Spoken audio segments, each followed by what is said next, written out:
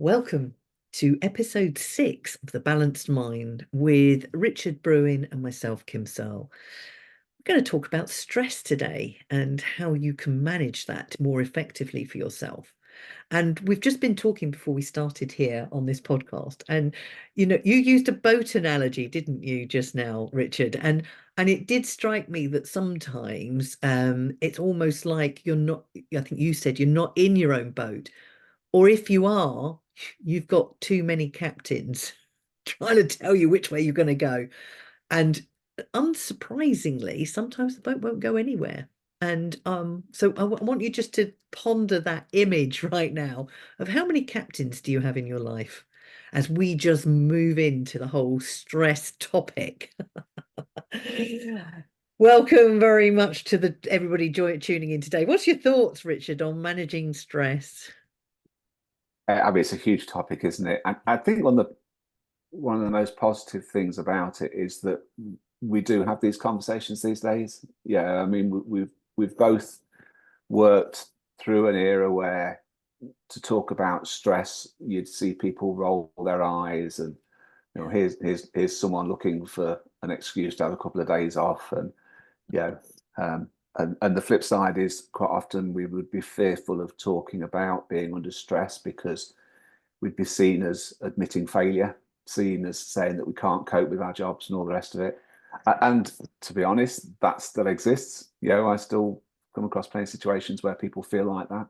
Yeah. But at least we are, there is a degree of enlightenment now about that. This is real, and if you want to get commercial about it, there's a true cost to it, not just in human terms, which is the big one, but also in pounds, shillings, and pence. If there's people old enough on this call to remember pounds, shillings, and pence, because if people are too stressed, then they're not performing. And I do think that there is an element of stress required, and I think there is an element of stress that is positive. So it'd be interesting to get your thoughts on that, because in the profession that we work in, I think there's always going to be a degree of pressure. We work in a profession where there are professional standards, where there are legal standards, where there are deadlines, where you talked there about the number of captains, where we work in a profession where we've got the demands of clients and colleagues and bosses and government and professional bodies. So no matter how clear-cut your to-do list is at the start of the day, there's plenty of people looking to knock you off course. Yeah. So I think, to say it's a stress-free environment would be wrong. And I do think that a degree of stress can actually help you to perform. But of course, you can very quickly step beyond that into territories that have a very negative impact. So I think I'd be the first one. I'd be interested to hear from you whether you would agree with that. Whether stress can be a positive, but it's about levels. I do think so. Sometimes we need something to push us and drive us forward, to do something that maybe it's outside our comfort zone, and it's like, oh no, I'm not sure about that. But the stress of overcoming that is just you overcoming fear. I guess the way I look at it is whether there's a benefit to you individually, and not necessarily from a practical point of view, but from something else, a more deep-seated desire or ambition or goal that you can pin it to. And if that's a positive thing that you're doing, then I think it's a very good thing. I often talk about energies when I'm talking to my clients. So all the old energies of emotions as anger, sadness, fear, guilt, all have a different vibrational level within the body. I'm going to get a bit weird now, so forgive me. But the idea is that it's quite heavy. It's why we talk about, depression being so heavy and people are weighed down. And you can see it in their body language, can't you? And if they're angry, they're just tense, and that's all stress. All of it's stress. But when you get into the nicer, more higher vibration of energies of happy and, joy and, all those good things, love, whatever, if you're driving anything in your world from those energies, there is no stress on the body. because it's a lighter and more relaxed way of being. And if you can be more relaxed and happy about the work that you've got to do, even if it's a bit stressful short periods of time, not a problem. The body can handle it. It's when we're carrying the stress of all those unwanted emotions, all those unhelpful thought patterns, all those unhelpful behaviors, that they are heavy because we're having to work harder to get through them. So I absolutely believe that there's positive stress and negative stress. It's what's driving it that's the problem. And we do see those sort of physical responses to stress, don't we? In terms of, tightening up our shoulders and shortening our breathing and things like that. We can help to de-stress ourselves to some extent by physically relaxing the shoulders and Yes. taking a few deep breaths and what have you. That can help, right? So there is clearly a physical element to it. I think the stress, I think, as an employer, then I think stress is very hard to it's a very hard thing to manage, because when you see somebody who is under stress, and I guess we're getting to a fairly blatant level. Once an untrained person looks at someone and goes, they're under stress, then you can bet they're under a hell of a lot of stress. Then we can there are practical things that we can do. We can take a bit of work off them. We can have a conversation. We can to work through their to-do list. We feel like there's some practical steps, but that doesn't necessarily fix it, does it? That I think that's when it's like, okay, well, where do I go with this? How do I address it? You're right. It's difficult because I did a stress management course with Dr. Stephen Palmer back in the day, one of the biggest people who deals with stress in the UK. And it was all very analytical and perfect, I guess, really for today's sort of conversation. But the trouble is, it didn't really get to the root as I now see it, because the stress starts from a learning of some sort. And we're all different. Some people are more sensitive than others, others are more detached than others. There's no right or wrong, it's just who they've become.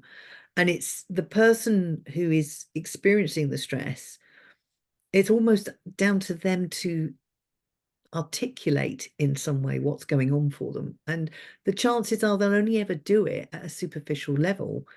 They won't necessarily get to the root of it. But even if they can do it at a superficial level, like I've got too much to do, or this deadline, I'm just not getting something done, is a good start, but it's temporary. That's the problem. It's only temporary. If they're prone to stress, there's something else going on for them. And that's where the individual needs to start to look so that they can find out what that is. And there's a number of different things they can do for themselves to identify it. One of them is saying that something along the lines of, I am stressed because, and then come up with something. And this causes me stress because, and come up with something. And you keep going until you get to something that's like, oh, okay, that's a real insight. I didn't know that. And then you can deal with it. So interestingly, I worked with somebody a little while ago who was a procurement manager in a big telecoms company, and he was getting very stressed. And in fact, his stress had pushed him over the edge, and he'd had 3 months off sick because he just wasn't working very well. And he came to me on the day before he went back to work. It was like, hey, mate, you can't call me now and ask me to help you out before you go back to work. Let's just manage that first step, you going back, because he was scared of going back. He was stressed about going back to talk about what he still needed and that he wasn't fully recovered. And for most people, they won't understand that. Just remove the work. No, it's not the work necessarily, because there's something else more deep in that. And we had a conversation, we talked him through it, and he managed to get himself to go back part-time for 3 months and build up to a full-time. And he's been back full-time ever since. But it turned out that there was a whole raft of different things causing him stress, but not least the fact that he was in a large organization that had merged with one organization that organization merged with three that had got another two on the side. So it's a big organization. They all had different systems and they've never been fully integrated. So that's the first point. And he'd never admitted this to his senior management, who he was trying to provide reports for, from all these different systems providing different data. And he was really stressed about it. So he was constantly outside having a cigarette. But under that, he'd taken the responsibility on himself, and that he was stupid, and he wasn't. He Mm, wasn't yeah. stupid. But through his thoughts, I should be able to deal with this. I should know what to do with this. And that thought process was driving his stress even more.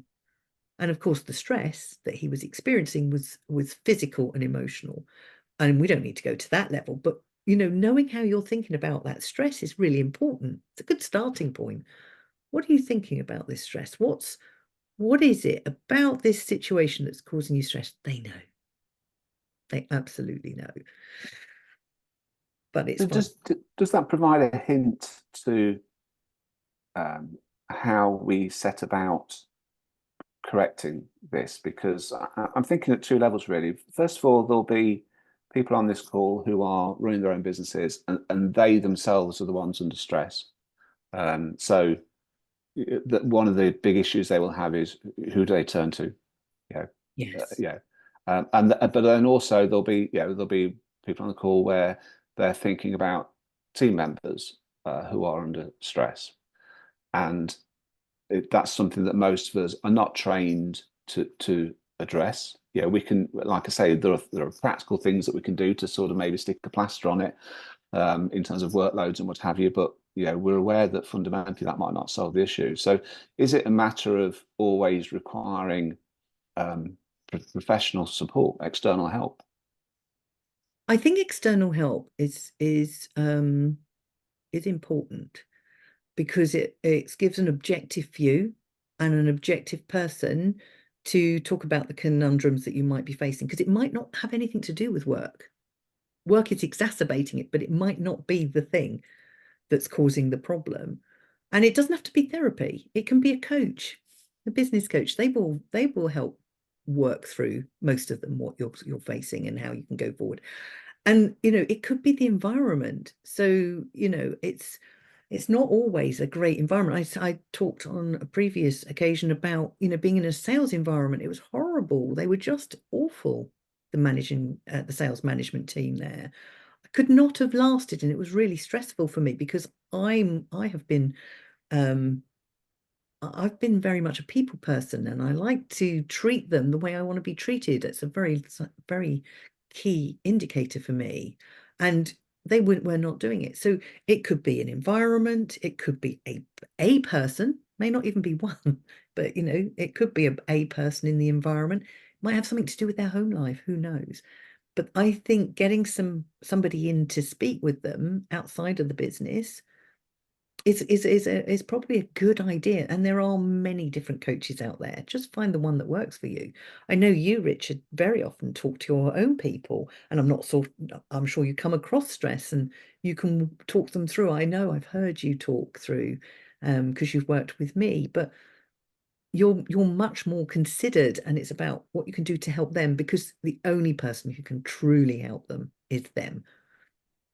Yeah, I think certainly, in my own case, I coach a lot of accountants, but and for me, as you know, mindset is a big thing. Yeah, having been in the profession for so long and having run our own firms in the profession, I know how much of the performance issues actually come from within, and what we're thinking about ourselves. So I don't, in my mind, you can't just come in and fix systems and processes, and you've got to start with the person themselves and what's going on inside their head.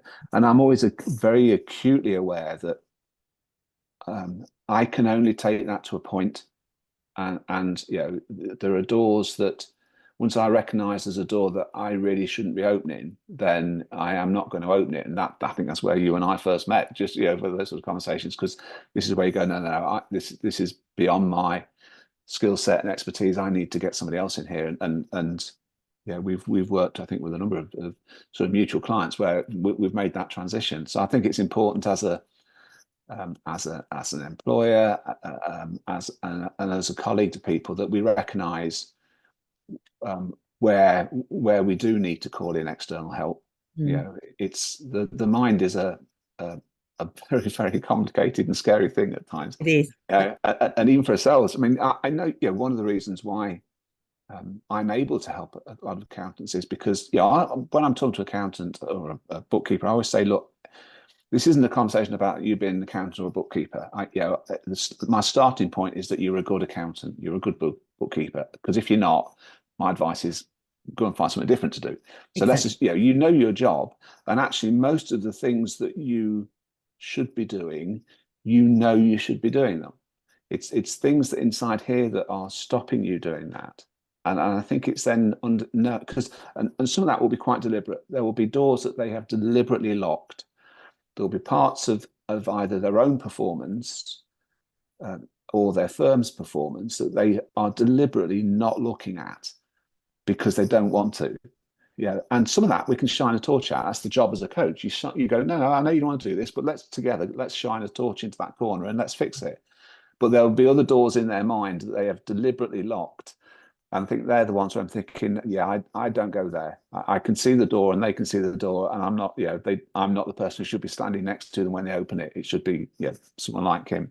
Mm. And I think stress can fall very quickly into that sort of category, can't it? Because of the, I'm guessing, this is me as a layman, thinking in a lot of cases it's because of the true reasons that lie behind the stress. It's not just, okay, workload may be crystallizing it right now, and it may be the trigger for it, or a bad client meeting or something. There'll be, we at work we're often the trigger for these things, but there's stuff going on behind it that we really need to, we see the flag and go, okay, time to get in an expert here.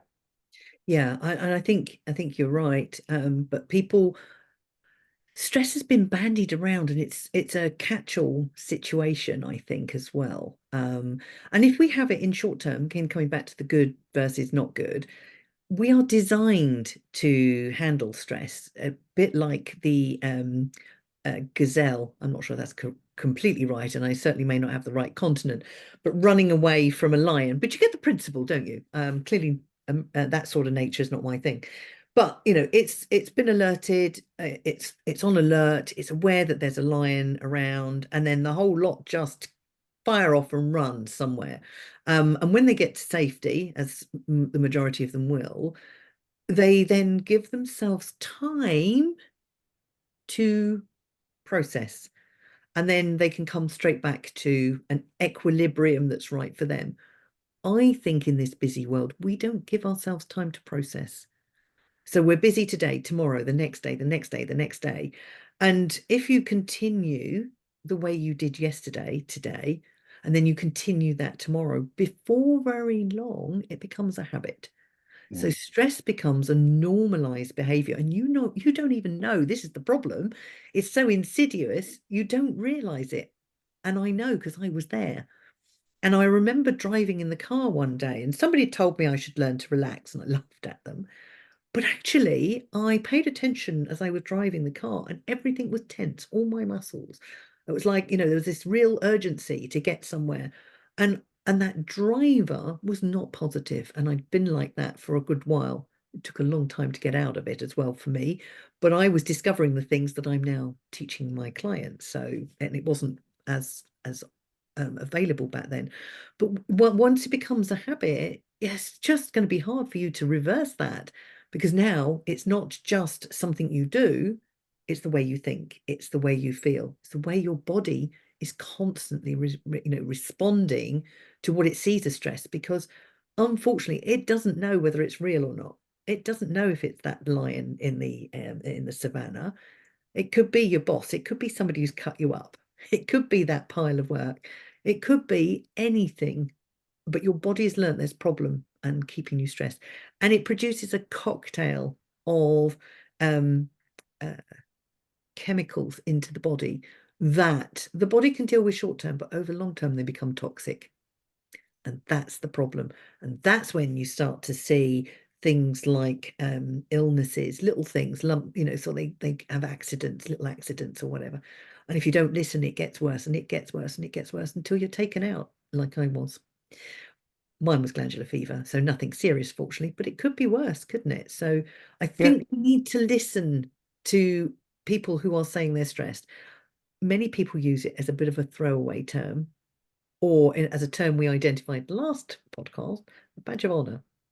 I'm stressed. Look at me. I'm working really, really hard, and whatever that may mean for them, I'm in line for promotion, or I'm doing more than you, or look at me, aren't I great? Whatever it is underpinning it. And there'll be other reasons, but whatever it is, beware. Stress it can be a killer. But not in yeah, every case, by the way. But it can be a killer, but it can lead to very poor health. And let me tell you, that's one thing you do not want to lose. yeah. And it, you know, it has stress doesn't it just impact on the individual, it impacts on people around them, it impacts on the family and friends, and they can go through the pain as much as the individual is suffering. And we look at divorce levels and all the rest of it.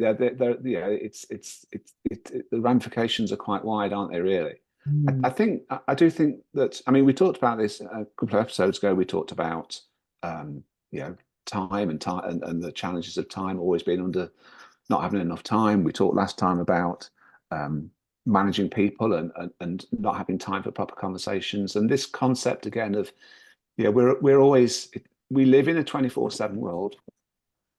Losing his earpiece. We live in a 24/7 world. We sort of we don't we don't really switch off. We don't get that downtime. We don't get that opportunity to process what's just happened. We just plow into the next thing. And I think, we talked last time about the importance of having review meetings and development meetings, having conversations. We talked about how important it is to communicate. And I think that is one of the things around stress, both in terms of helping to mitigate it in the first place, and certainly to help support through afterwards. That we we have to allow proper time. I have an amateur theory around the fact that during the days of sort of the up to the agricultural revolution, what have you, we always had downtime because as human beings we worked daylight hours. There was always time then. Then electricity is invented and the industrial revolution came along, and then we've moved into the digital revolution, the whole world squeezed into the size of our phone. And downtime just doesn't really exist unless we make it happen now. And I think it's so important that we factor that into our businesses to go, the reality is, we want our team to perform. We want to perform ourselves. We're not robots. We can't perform 24/7. Yeah. We even in a normal day, some of us work better in the morning, some of us work better in the afternoon. Some of us can work in short bursts, some of us can work in sort of, quite concerted efforts. And I think we don't maybe think enough about that. We just go, okay, everyone works 9 till 5 and gets this done. And it's like, well, no, why, if that person, I'm not great I work far better in the morning than the afternoon. So therefore, these days I try and structure my day so that in the morning I'm doing more of the thinking stuff, the writing content and the stuff I've really got to get my brain into where I need my own time. In the afternoon, I'm much more the meetings, the conversations, the telephone calls, the stuff where I'm more effective working that way. Rowena, my wife and business partner, she's the opposite. She's head down all day. That's how she works. I can't do that. But if she's not doing that, she gets frustrated. She's not someone who can, she sees those conversations as getting in the ways of doing what she wants to be doing. So I think we don't spend enough time with it looking at ourselves and our colleagues and going, well, actually, how do they work most effectively? Because that not only will improve the performance, but that helps to manage stress because it means that we're working to a pattern that our brain is, functions better at. Yeah, and I like that. I agree with you. I work better. I often joke 11 till 12. That's not true. That long. But I do work better, sort of, the core hours of the day, 10 till 4. I can be completely focused in that time. And invariably I don't know when to stop. That's my biggest problem. But I do think, when you're thinking about stress, it's the others. You said something really important. It's others who will notice it more than you. It will be small things. It will be normal behaviors exaggerated. So I've always been a great tea drinker. And it was, we would talk, or I learned from a very young age that anybody coming around, the kettle went on. So if they were having a bad time, a good time, celebration time, just a gossip time, on went the kettle. So it was tea at every opportunity. So I always drank a lot of tea. But somebody pointed out how much tea I was drinking in a very short space of time at work that highlighted I was actually under stress. And I hadn't spotted it before then, but it was my way of coping. And so it's interesting. So that's one way. Look for behaviors that are actually exaggerated. They're just acting up. Or in reverse, they're withdrawing. So if you normally have an outgoing person who's suddenly going quiet, could be a form of stress. It's not written in stone. These are just guidelines.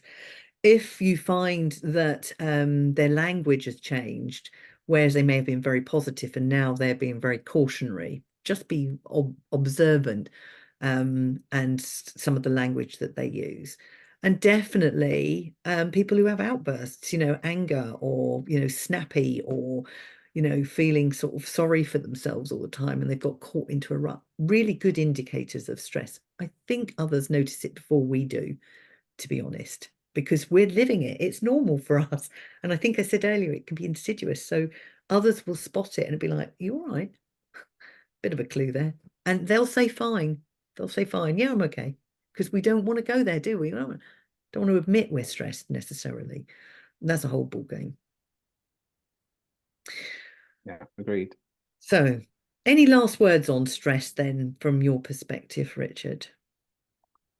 I think from my point of view, um, to recognize it's real and to recognize the limitations that we have. So when you run a business these days, it's very common to have um, uh, access in your network to marketing people and to IT people and to a lawyer and to an IFA and all the rest of it. And I think we've got to, we have to recognize these days that access to the human side of the firm is just as important. So, to have someone like yourself, in your network that you've got access to with your company where you can call for support, either for yourself personally or for team members, just to talk it through and say, look, do we have a problem here? Do we need more support here? Do we need to do something here? But to recognize that this is, stress has a very personal impact, but it also has a real commercial impact. And therefore we should have resource to people who have the skills to help us manage those sorts of situations. Yeah, I agree. And I know many of the larger organizations have what they call employee assistance programs, etc. And they're great, but they don't always get to the root of it because obviously it's all confidential, so they don't necessarily know whether the business is causing the problem. I think that comes down to the individual raising that as well, anything that they found. And the business being open to it. We talked about open mindsets, didn't we? So it's a challenging thing. And I don't think there's any wrong way. All you can do is the best you can for those who are struggling. And for the person who's struggling is to be confident and courageous to put yourself first. Because it doesn't need to be any of them. It could be a good friend who might be able to help you through. Mm. It doesn't have to be anybody else. The only caveat I would say to that is the friend will always be shouting from your side and saying you're great and how wonderful you are, and you are. But are they helping you to face up to what might be the problem? Yeah, just talk with someone, anyone. I think that's a good end to Yeah, that. absolutely. Thank you so much for tuning into this week's podcast. Tune in to episode 7 coming up shortly. And in that one, we're going to be covering, if you would just bear with me, addressing imposter syndrome. That'll be a whole exciting one to listen to Yeah, too. let's lift the lid off that one. Definitely. Thank you.